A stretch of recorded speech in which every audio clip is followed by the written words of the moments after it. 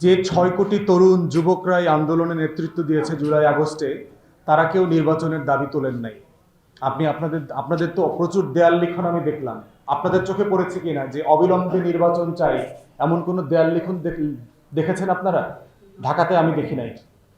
6 কোটি তরুণ বলে নাই আমরা ইমিডিয়েটলি নির্বাচন চাই।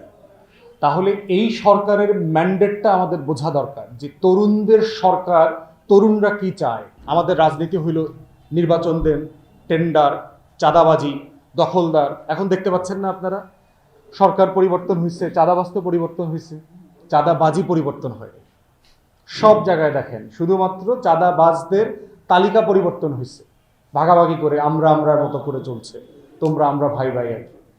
আপনি দেখবেন রাজনৈতিক ছত্রছায়ায় সারা বাংলাদেশের হাট ঘাট মাঠ বাস স্ট্যান্ড হকার ফেরিওয়াল সব দখল হয়ে গেছে।